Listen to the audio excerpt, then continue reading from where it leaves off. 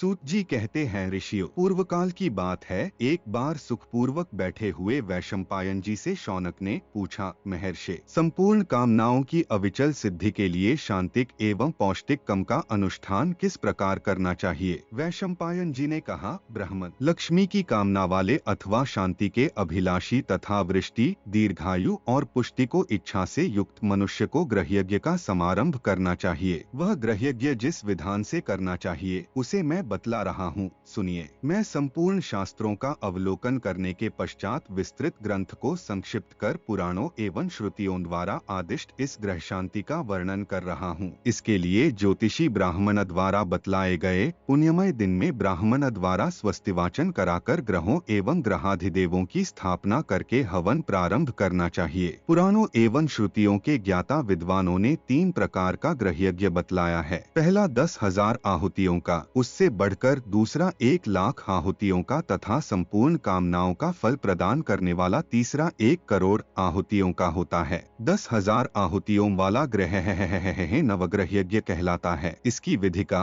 जो पुराणों एवं श्रुतियों में बतलाई गई है मैं वर्णन कर रहा हूँ। यजमान मंडप निर्माण के बाद हवन कुंड की पूर्वोत्तर दिशा में देवताओं की स्थापना के लिए एक वेदी का निर्माण कराए जो 2 बीता लंबी चौड़ी, 1 बीता ऊंची, 2 परिधियों से सुशोभित और चौकोर हो। उसका मुख उत्तर की ओर हो। पुनः कुंड में अग्नि की स्थापना करके उस वेदी पर देवताओं का आवाहन करे। इस प्रकार उस पर 32 देवताओं की स्थापना करनी चाहिए। एलिए सूर्य, चंद्र, मंगल, बुध, बृहस्पति, शुक्र, शनि, राहु, केतु ये लोगों के हितकारी ग्रह कहे गए हैं। चेत पावलों द्वारा वेदों के मध्य में सूर्य को दक्षिण में मंगल की, उत्तर में बृहस्पति की, पूर्वोत्तर कोण पर बुध की, पूर्व में शुक्र की, दक्षिण पूर्व कोण पर चंद्रमा को, पश्चिम में शनि की, पश्चिम दक्षिण कोण पर राहु की और पश्चिमोत्तर कोण पर केतु की स्थापना करनी चाहिए। इन सभी ग्रहों में सूर्य के शिव, चंद्रमा के पार्वती, मंगल के स्कंद, बुध के भगवान विष्णु, बृहस्पति के ब्रह्मा, शुक्र के इंद्र, शनैश्चर के यम, राहु के काल और केतु के चित्रगुप्त अधिदेवता माने गए हैं। अग्नि,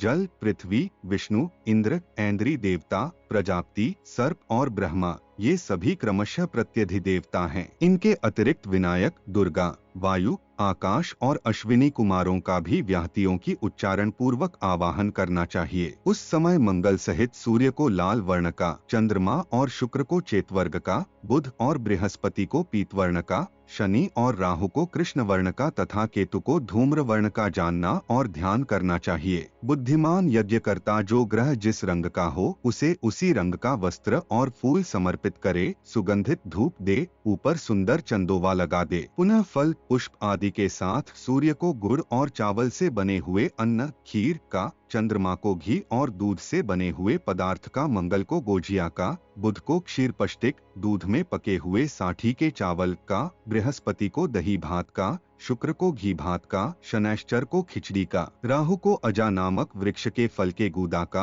और केतु को विचित्र रंग वाले भात का नैवेद्य अर्पण करके सभी प्रकार के भक्ष्य पदार्थों द्वारा पूजन करे। एल वेदी के पूर्वोत्तर को पर एक छिद्ररहित कलश की स्थापना करे। उसे दही और अक्षत से सुशोभित आम के पाए से आच्छादित और 2 वस्त्रों से परिवेष्टित करके उसके निकट फल रख दे। उसमें पंचरत्न डाल दे और उसे पंचभंग, पीपल, बरगद, पाकड़, गूलर और आम के पल्लव से युक्त कर दे। उस पर वरुण, गंगा आदि नदियों, सभी समुद्रों और सरोवरों का आवाहन तथा स्थापन करे। विप्रेंद्र धर्मज्ञ पुरोहित को चाहिए कि यह हाथीसार, मुशाल चौराहे, निमकर, नदी के संगम, कुंड और गौशाले की मिट्टी लाकर उसे सर्वौषध मिश्रित जल से अभिषिक्त कर यजमान के स्नान के लिए वहां प्रस्तुत कर दे तथा यजमान के पाप को नष्ट करने वाले सभी समुद्र, नदी, नद, बादल और सरोवर यहाँ पधारें यो कहकर इन देवताओं का आवाहन करे। मदार, पलाश, खैर, चिचिंडा, पीपल, गूलर, शमी, दूब और कुशे क्रमशः 9 ग्रहों की समिधाएं हैं। इनमें प्रत्येक ग्रह के लिए मधु, घी और दही से युक्त 108 अथवा 28 आहुतियां हवन करनी चाहिए। बुद्धिमान पुरुष को सदा सभी कर्मों में अंगूठे के सिरे से तर्जनी के सिरे तक को माप वाली तथा वर्रोह, शाखा और पत्तों से रहित समिधाओं की कल्पना करनी चाहिए। परमार्थ वेत्ता यजमान सभी देवताओं के लिए उनके पृथक पृथक मंत्रों का मंद स्वर से उच्चारण करते हुए समिधाओं का हवन करे। पुनः चरु आदि हवनीय पदार्थों में घी मिलाकर जलाकर मंत्रोच्चारण पूर्वक हवन करना चाहिए। तत्पश्चात व्याहृतियों का उच्चारण करके घी को 10 आहुतियां अग्नि में डाले। पुनः श्रेष्ठ ब्राह्मण उत्तराभिमुख अथवा पूर्वाभिमुख बैठकर प्रत्येक देवता के मंत्रोच्चारण पूर्वक यह आदि पदार्थों का हवन करें। इस प्रकार उन चरुओं का भली भांति हवन करने के पश्चात प्रत्येक देवता के लिए उसके मंत्र द्वारा हवन करना चाहिए। ब्राह्मण को आकृष्णेन रजसा शून्य, शुक्लयजुर्वाजस्ने शून्य सन शून्य 33। इस प्रकार श्रेष्ठ ब्राह्मणों द्वारा सर्वौषध एवं संपूर्ण सुगंधित पदार्थों से युक्त जल से स्नान करा दिए जाने के पश्चात सपत्नीक यजमान श्वेत वस्त्र धारण करके श्वेत चंदन का अनुलेपन करे और विस्मयरहित होकर शांतचित्त वाले ऋत्विजों का प्रयत्न पूर्वक दक्षिणा आदि देकर पूजन करे तथा सूर्य के लिए कपिला गौ का, चंद्रमा के लिए शंख का, मंगल के लिए भार वहन करने में समर्थ एवं ऊंचे डिवाले लाल रंगे बैल का, बुध के लिए सुवर्ण का, बृहस्पति के लिए एक जोड़ा पीले वस्त्र का, शुक्र के लिए श्वेत रंग के घोड़े का, शनैश्वर के लिए काली गौ का, राहु के लिए लोहे की बनी हुई वस्तु का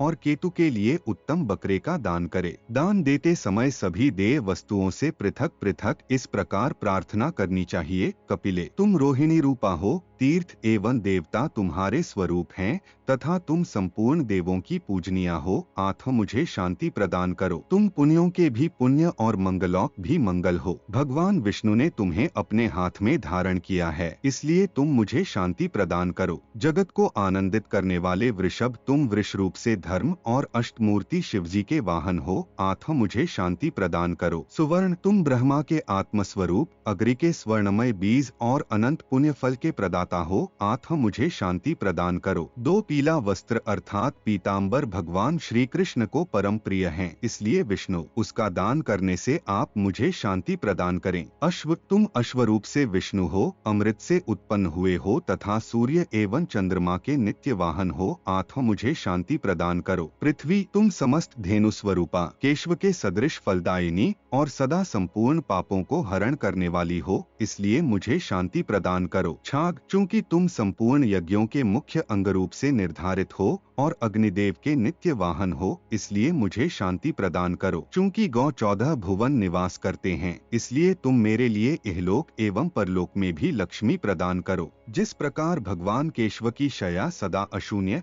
लक्ष्मी से युक्त रहती है, वैसे हो मेरे द्वारा भी दान की गई शया जन्म जन्म में अशून्य बनी रहे। जैसे सभी रनों में समस्त देवता निवास करते हैं, वैसे ही रत्न दान करने से वे देवता मुझे भी रत्न प्रदान करें। जिस प्रकार अन्य सभी दान भूमिदान की 16वीं कला की भी समता नहीं कर सकते, आत्म भूमि दान करने से मुझे इस लोक में शांति प्राप्त हो। एल 64 से 76। इस प्रकार कृपणता छोड़कर भक्ति पूर्वक रत्न, सुवर्ण, वस्त्र समूह, धूप, पुष्पमाला और चंदन आदि से ग्रहों की पूजा करनी चाहिए। जो मनुष्य उपर्युक्त विधि से ग्रहों की पूजा करता है, वह इस लोक में सभी कामनाओं को प्राप्त कर लेता है तथा मरने पर स्वर्गलोक में प्रतिष्ठित होता है। यदि किसी निर्धन मनुष्य को कोई ग्रह नित्य पीड़ा पहुंचा रहा हो, तो उस बुद्धिमान को चाहिए कि उस ग्रह की यत्र पूर्वक भली भांति पूजा करके तत्पश्चात शेष ग्रहों की भी अर्चना करे, क्योंकि ग्रह, गौ, राजा और ब्राह्मण ये विशेष रूप से पूजित होने पर रक्षा करते हैं, अन्यथा अवहेलना किए जाने पर जलाकर भस्म कर देते हैं।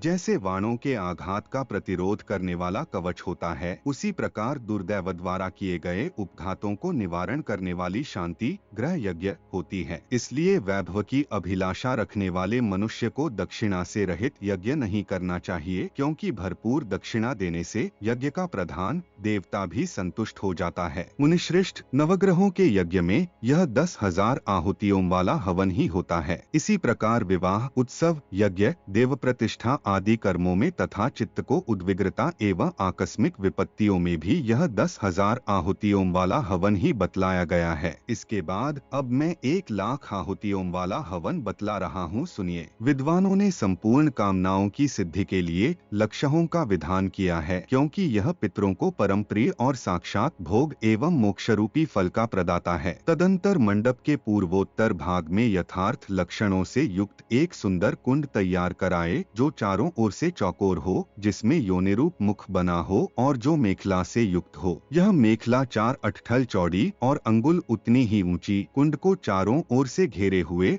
और पूर्वोत्तर दिशा को ओर डालू हो। सभी लोगों के लिए ग्रह शांति के निमित्त नवग्रह यज्ञ बतलाया गया है। चूंकि उपर्युक्त परिमाण से कम अथवा अधिक परिमाण में बना हुआ कुंड अनेकों प्रकार का भय देने वाला हो जाता है, इसलिए शांति कुंड को परिमाण के अनुकूल हो बनाना चाहिए। अधिक फलदायक बतलाया है, इसलिए इसे प्रयत्न पूर्वक आहुतियों और दक्षिणाओं द्वारा संपन्न करना चाहिए। लक्षहोम में कुंड 4 हाथ लंबा और 2 हाथ चौड़ा होता है। उसके भी मुखस्थान पर योनि बनी होती है और वह 3 मेखलाओं से युक्त होता है। विश्वकर्म ने कुंड के पूर्वोत्तर दिशा में 3 बिते को दूरी पर देवताओं को स्थापना के लिए एक वेदी का भी विधान बतलाया है, जो चारों ओर से चौकोर, पूर्वोत्तर दिशा को ओर ढालू, विषकंभ, कुंड के व्यास के आधे परिमाण के बराबर ऊंची और 3 परिधियों से युक्त हो। इनमें पहली परिधि 2 अंगुल ऊंची तथा शेष 2 1 अंगुल ऊंची होनी चाहिए। विद्वानों ने इन सब की चौड़ाई 3 अंगुल की बतलाई है। वेदों के ऊपर 10 अंगुल ऊंची एक दीवार बनाई जाए, उसी पर पहले की ही भांति फूल और अक्षतों से देवताओं का आवाहन किया जाए। मुनिश्रेष्ठ अधिदेवताओं एवं प्रत्यधिदेवताओं सहित सभी ग्रहों को सूर्य के सम्मुख ही स्थापित करना चाहिए, उत्तराभिमुख अथवा परामुख नहीं। लक्ष्मीकामी मनुष्य को इस यज्ञ में सभी देवताओं के अतिरिक्त गरुड़ की भी पूजा करनी चाहिए। उस समय ऐसी प्रार्थना करनी चाहिए, गरुड़ सुनाना चाहिए तथा महावैश्वानर साम और ज्येष्ठ साम का पाठ कराना चाहिए। तदुपरांत पूर्ववत यजमान स्नान कर स्वस्ति वाचन कराए तथा काम क्रोध रहित होकर शांतचित्त से पूर्ववत ऋत्विजों को पृथक पृथक दक्षिणा प्रदान करे। नवग्रह यज्ञ के अयुतहोम में 4 वेदवेत्ता ब्राह्मणों को अथवा श्रुति के जानकार एवं शांत स्वभाव वाले 2 ही ऋत्विजों को नियुक्त करना चाहिए। विस्तार में नहीं फंसना चाहिए। उसी प्रकार लक्षहोम में अपनी सामर्थ्य के अनुकूल मत्सर रहित होकर 10, 8 अथवा 4 ऋत्विजों को नियुक्त करना चाहिए। मुनिश्रेष्ठ संपत्तिशाली यजमान को यथाशक्ति भक्ष्य पदार्थ, आभूषण, वस्त्रों सहित शया, स्वर्ण निर्मित कड़े, कुंडल, अंगूठी और कंठसूत्र,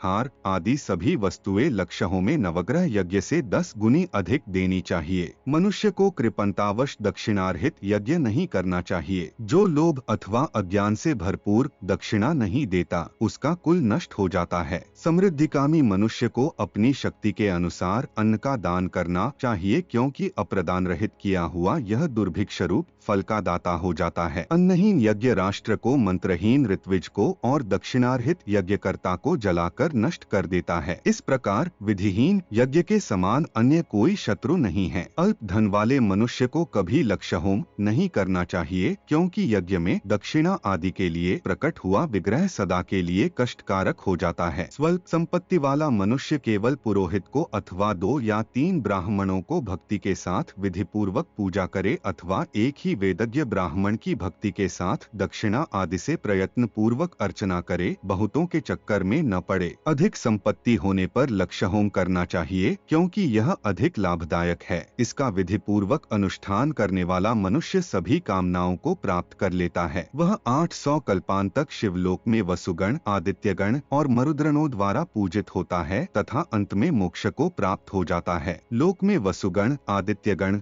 और मरुद्गणों द्वारा पूजित होता है तथा अंत में मोक्ष को प्राप्त हो जाता है। जो मनुष्य किसी विशेष कामना से इस लक्षहोम को विधि पूर्वक संपन्न करता है, उसे उस कामना की प्राप्ति तो हो ही जाती है, साथ ही वह अविनाशी पद को भी प्राप्त कर लेता है। इसका अनुष्ठान करने से पुत्रार्थी को पुत्र की प्राप्ति होती है, धनार्थी धन लाभ करता है, भार्यार्थी सुंदरी पत्नी, कुमारी कन्या सुंदर पति, राज्य से भ्रष्ट हुआ राजा राज्य और लक्ष्मी का अभिलाषी लक्ष्मी प्राप्त करता है। मुने प्रयत्न पूर्वक दी गई आहुतियों, दक्षिणाओं और फल की दृष्टि से ब्रह्मा ने कोटिहोम को इस लक्षहोम से 100 गुना अधिक फलदायक बतलाया है। इसमें भी ग्रहों एवं देवों के आवाहन, विसर्जन, स्नान तथा दान में प्रयुक्त होने वाले होम मंत्र पहले के ही हैं। केवल कुंड, मंडप और वेदी में कुछ विशेषता है, वह मैं बतला रहा हूँ, सुनिए। इस कोटिहोम में सब ओर से चौकोर 4 हाथ के परिमाण वाला कुंड बनाना चाहिए। वह 2 योनिमुख हो और 3 मेखलाओं से युक्त हो। कार्यारंभ होने पर पूर्व द्वार पर स्थित ऋग्वेदी ब्राह्मण उत्तराभिमुख हो परम मांगलिक रात्रि सूक्त, रुद्र सूक्त, पवमान सूक्त तथा अन्यान्य शांति सूक्तों का पाठ करता रहे।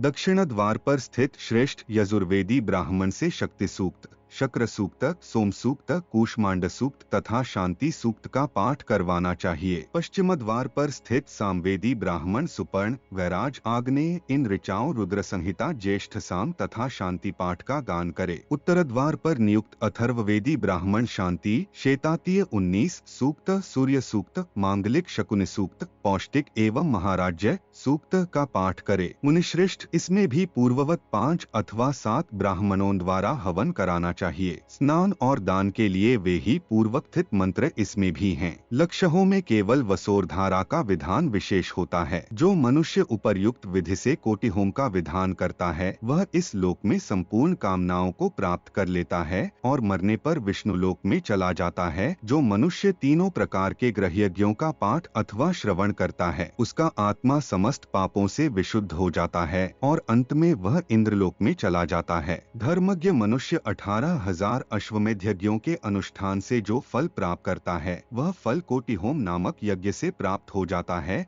शिवजी ने यथार्थ रूप से कहा है कि कोटि होम के अनुष्ठान से हजारों ब्रह्म हत्या और अरबों भ्रूण हत्या जैसे महापातक नष्ट हो जाते हैं। नारद, यदि वशीकरण, अभिचार तथा उच्चाटन आदि कामे कर्मों का अनुष्ठान करना हो तो पहले नवग्रह यज्ञ संपन्न कर तत्पश्चात कामे कर्म करना चाहिए, अन्यथा वह कामे कर्म मनुष्यों को कहीं भी फलदायक नहीं हो सकता। आठ पहले अयुथों का संपादन कर लेना उचित है। उच्चाटन और वशीकरण कर्मों में कुंड को गोलाकार बनाना चाहिए। उसका विस्तार अर्थात व्यास 1 अरत्नी हो, वह 3 मेखलाओं और 1 मुख से युक्त हो। इन कार्यों में मधु, गोरोचन, चंदन, अगुरु और कुमकुम से अभिषिक्त की हुई पलाश को समिधाएं प्रशस्त मानी गई हैं। मधु और घी से चुपड़े हुए बेल और कमल पुष्प के हवन का विधान है। ब्रह्मा ने सदा 10,000 आहुतियों का ही विधान बतलाया है। धर्मज्ञ यजमान को वशीकरण कर्म में सुमित्रिया न आप औषधय इस मंत्र से हवन करना चाहिए। इस कार्य में कलश का स्थापन और अभिषेचन नहीं किया जाता। गृहस्थ यजमान सर्वौषध मिश्रित जल से स्नान करके श्वेत वस्त्र और श्वेत पुष्पों की माला धारण कर ले और स्वर्ण निर्मित कंठहारों से ब्राह्मणों की पूजा करे तथा उन्हें महीन वस्त्र एवं स्वर्ण से विभूषित घेत रंग की गौएं प्रदान करे। इस प्रकार विधि पूर्वक संपन्न किया गया यह पापनाशक हवन वश में न आने वाली शत्रुओं की सारी सेनाओं को वशीभूत कर देता है और शत्रुओं को मित्र बना देता है। समृद्धिकामी पुरुष को इन कर्मों में से केवल शांति कर्म का ही अनुष्ठान करना चाहिए। जो मानव निष्काम भाव से इन तीनों ग्रहयज्ञों का अनुष्ठान करता है वह पुनरागमन रहित विष्णुपद को प्राप्त हो जाता है। जो मनुष्य इस ग्रहयज्ञ को नित्य सुनता अथवा दूसरे को सुनाता है उसे न तो ग्रहजनित पीड़ा होती है और न उसके बंधुजनों का विनाश ही होता है। जिस घर में ये तीनों ग्रह,